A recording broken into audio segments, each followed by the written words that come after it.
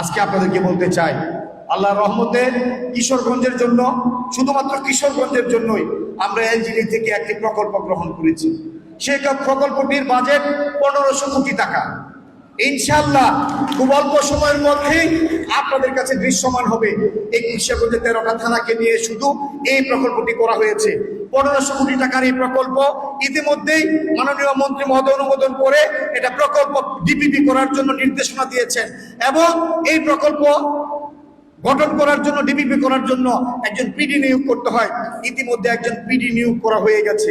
এখন 13 থানা থেকে রাস্তাঘাটের প্রকল্পগুলো নিয়ে ডিপিপি গ্রহণ করে প্রকল্প আকারে এটা সাবমিট করলে ইনশাআল্লাহ আগামী অর্থ বছরে আমরা এই ভৈরব, কুলিয়ারচর, কিশোরগঞ্জে 13টি থানায় আমরা রাস্তাঘাট, যত রাস্তাঘাট আছে সমস্ত রাস্তাঘাট আমরা পাকা করতে পারবো ইনশাআল্লাহ।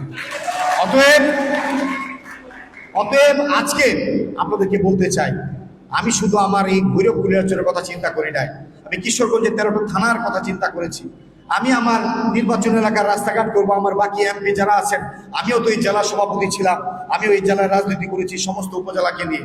এই জন্য আমি চিন্তা করলাম আমার নির্বাচন এলাকার পাশাপাশি এমন একটা প্রকল্প গ্রহণ করি যেখানে প্রান্তিক মানুষগুলো, আমার নির্বাচন এলাকার সকল এমপি এবং সকল নেতৃবৃন্দ স্ব এলাকার যাতে রাস্তাঘাট, ব্রিজ, কালভার্ট গুলো করতে পারে।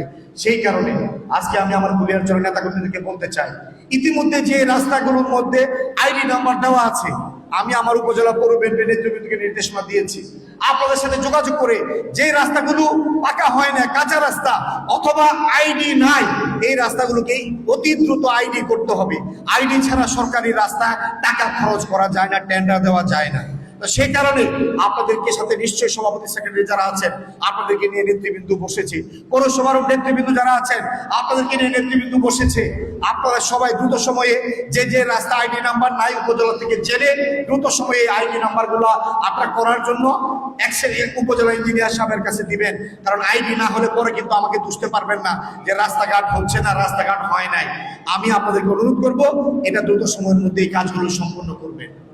প্রিয় উপস্থিতি, আজকে এখানে অনেক আমাদের বেকার সন্তানেরা আছে যারা 17 বছর বিভিন্ন কারণে রাজনৈতিক বিবেচনায় তারা চাকরি পায় না।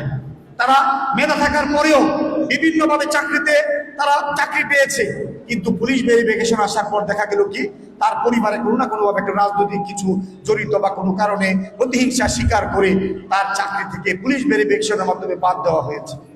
আপনারা যারা চাকরির বয়স আছে, সার্কুলার হচ্ছে, আগামী দিনে এই বাংলাদেশে মাননীয় প্রধানমন্ত্রী ঘোষণা করেছেন 1 কোটি লোকের চাকরির ব্যবস্থা করবেন এই সারা আগামী 5 বছরে।